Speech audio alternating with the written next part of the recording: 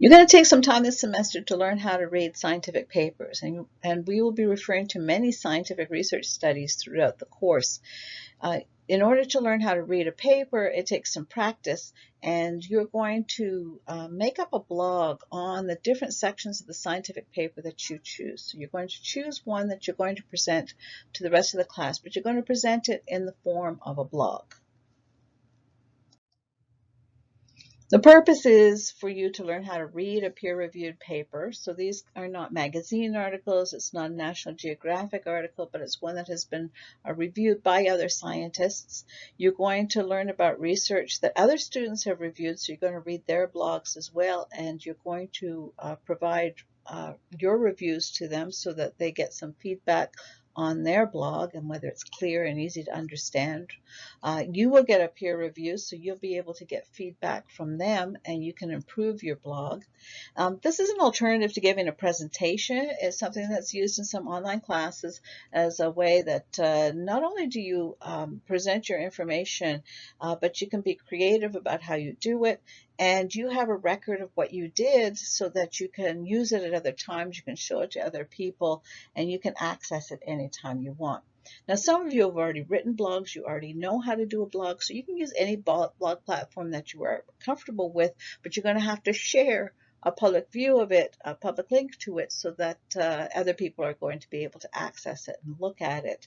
And if you're not comfortable with doing blogs, I'm going to go over how to set up a blog using Google Sites, because that is quick, easy, free, and even I can do it. So you should use Google Sites if you're not used to using any other blog platform. First thing you're going to have to do is pick a peer-reviewed scientific paper that you are interested in spending a semester getting right down into the nitty-gritty on. So go onto the library website, look for articles, and find something, search for things in the ecology realm, the biology realm, that are related to ecology. Go through your textbook and look at the different topics. There's a very nice bibliography at the end of all the papers that they referred to in the textbook, and you might find some things down there that you would be interested in. When you are looking for a paper, make sure it is a paper in the library website that you get the full PDF of the paper. You want to read the whole thing. You can't just read the abstract. And that way you can download your PDF of the paper. Also, when you're searching, you're going to be searching for something that has been peer reviewed. So it's going to be peer reviewed. It's going to be related to ecology. It can't be a paper you've presented in another class. And you need a complete PDF that you're going to be able to share with others so that they can read the paper as well. Once you pick your paper, start your blog, stick a link of the paper on the blog, a public link. You can put it on your OneDrive and share it. OneDrive is available to all students on the portal. But once you've shared it, I'll take a look at it and I will just let you know in response on the discussion board whether there's a problem with the paper or not. And once you've got your paper, then you're ready to go. These are the things we're looking for that you're going to have to do. This is posted in e-learning. It's posted on the template, so I'm not going to spend time going over each one of these separately, but we're going to start off with the things on the left side of the screen, which is your citation and your public link to the paper and a copy of the abstract. And then each week you're going to be adding some of these things to it as we go. When we get through the list on the left, you're going to submit it then for a midterm review. And you're going to review 6 other students' blogs to make sure that they're clear, they're well organized, give them some suggestions, tell them what you like about it.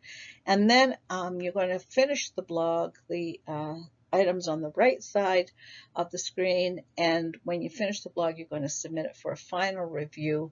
And when you do that submit it for the final review, that will be graded overall, and you will also review other students and give feedback to me on what you thought of their blogs. The exact example template I put together is on Google Sites, so there's the address for it at sites.google.com/view/sample paper review /sglend. and slash home.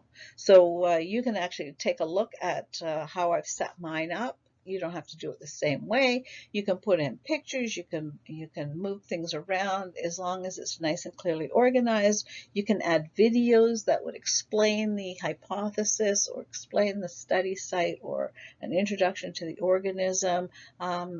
Be creative. Do what you think that is going to appeal to your readers. Here's a screenshot for the blog that I set up as a demo, and I made a separate page for the different topics. So some things that I could put right straight on the home page were things like the citation and the abstract, things that aren't going to take more than a paragraph. But then when I talk about the hypothesis, I have a link to a separate page for the hypothesis. Or when I talk about, in this case, it was a community instead of just one organism, it was a whole community. I have a link to a page about that community with pictures and information. You can put in videos that would show the study site or the organism, or maybe even a video that explains that particular hypothesis. So you can be creative and you can set it up in a way that makes sense for your paper and for you. I have it scheduled that you'll do weekly updates, so you'll be adding things to your blog as you go along, so you don't leave this all to the last minute. We're going to make sure that you keep up with it, and that way, if something happens and you decide that this paper is just too hard for you, you'll be able to figure that out early enough if you decide you want to switch to a related paper or something else. We do have a schedule set up where we will have a midterm review of the blog so you can get some feedback before your final blog is due.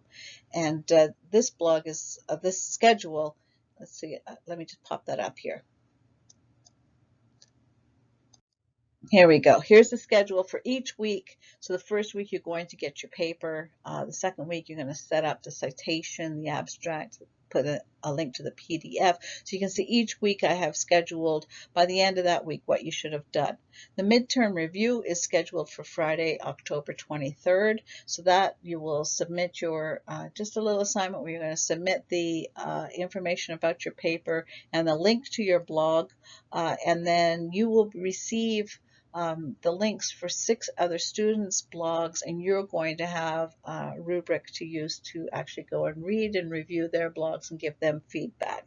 You can make changes based on that, finish up your blog, and then you submit it for final review before Thanksgiving in November, Friday, November 20th, and then you will have time then in the next couple of weeks after that to review the 6 other blogs from other students. You will have an exam on your scientific paper, your review, but also the other ones you looked at on December 8th. So that is an exam that is in the very last week of class, where you'll be able to refer to your blog and you can refer to the other ones that you reviewed. So keep track of what you were reviewing, and that way that should become very easy to do.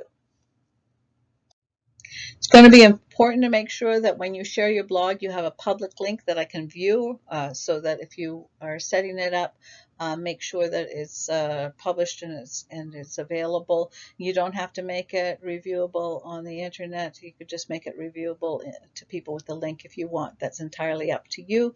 I have given you the link here for the template on Google Sites that just lists the things, and I have them set up, the different topics set up as different pages in the blog. And there is an example one that I was working on showing you what I was doing with one particular paper, thinking a concrete example might be useful. And there's also there's a YouTube video just on how to use Google Sites if you're interested in taking a look at that as well. Looking forward to reading your blogs.